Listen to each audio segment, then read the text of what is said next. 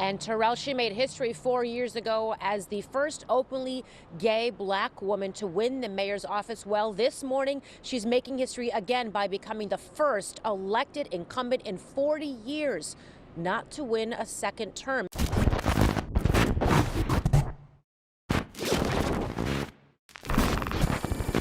I don't think that I have ever seen a sitting mayor of a city hated as much as Lori Lightfoot is hated and despised in the city of Chicago. From top to bottom, whether you're talking about Chicago city councilmen, Chicago aldermen, and just to the overall general population of Chicago, Lori Lightfoot is hated so much that she has become the first Chicago mayor in 40 years to lose re-election.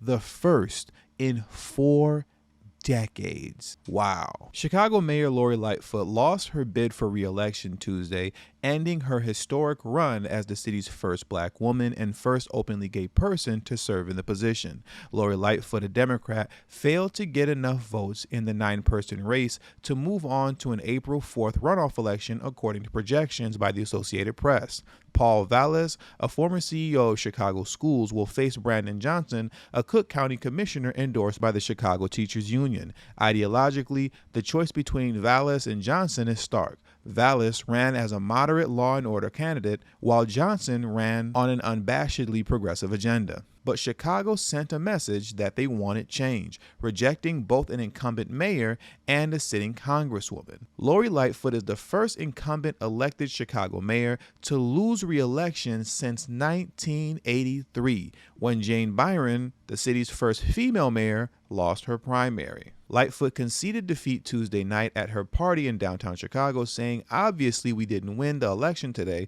but I stand here with my head held high." Lightfoot has been dogged by persistent crime, which has been a top concern among Chicagoans. Crime spiked during her term, though she has repeatedly touted that it dropped year over year in 2022. Vallis was widely expected to emerge from the first round of voting, having built his campaign around a tough-on-crime theme and garnering support in the vote-rich northern and northwestern sides of the city. He also has the backing of the Chicago Fraternal Order of Police. "We will have a safe Chicago. We will make Chicago the safest city in America," he said Tuesday night. So now, just as a side note, you already know when Vallis gets in, or I should say if he gets in, he's going full Joe Biden crime bill mode on the city. So I'm just giving y'all a heads up. It's a bitter end to a tumultuous tenure for Lightfoot, who quickly developed an image as a national lightning rod for conservatives and repeatedly clashed with institutional interests, from the Chicago Teachers Union to the media to the police rank and file. So like I said earlier, everybody hated this woman. Teachers, the media, the police, the general population, city councilmen, aldermen. Everyone in Chicago hated Lori Lightfoot. She was at times lauded for her handling of the pandemic, but saw violent riots in the wake of George Floyd's death at hands of white police officers in Minneapolis. Lightfoot faced long odds and was in danger of an early re-election knockout, having lost the support she once had along Chicago's Lakeshore neighborhoods, and with major labor unions working against her, she was among 7 black candidates competing for votes among the city's black population. She faced stiff competition, particularly from Johnson, who had the backing and organizational benefits of the powerful Chicago Teachers Union, as well as Willie Wilson, a black entrepreneur who had been polling ahead of Johnson. Lightfoot's unfavorable ratings have soared with Chicagoans fed up with gun violence as well as carjackings and robberies, and despite being the sitting mayor, she routinely failed to lead in recent pollings, falling behind Vallis and Democratic Representative Jesus Chuy Garcia.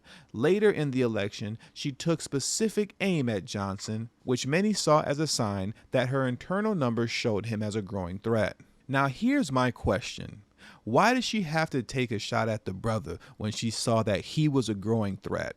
Clearly, according to the polls, Vallis and Representative Chuy Garcia were threats as well. But when it was time for her to take shots at specific candidates, she set her sights on the one brother that was competing with her.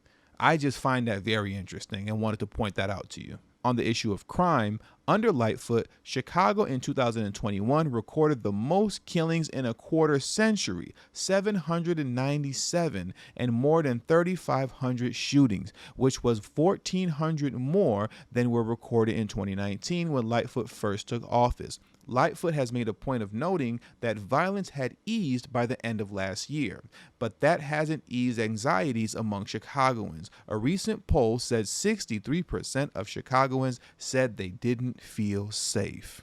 And just like that, Lori Lightfoot is no more, becoming the first Chicago mayor in 4 decades to lose re-election. Now let's listen to what she had to say on her way out of office. Let's take a listen to this video very quickly.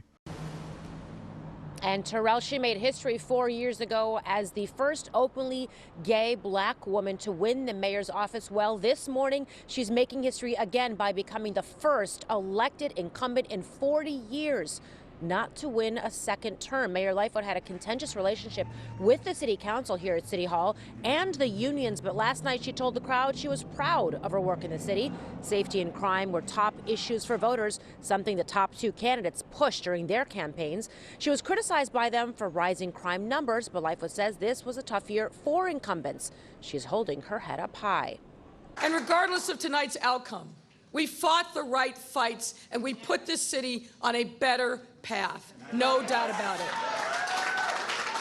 Now, as we all know in life, in the end, you don't always win every battle, but you never regret taking on the powerful and bringing in the light.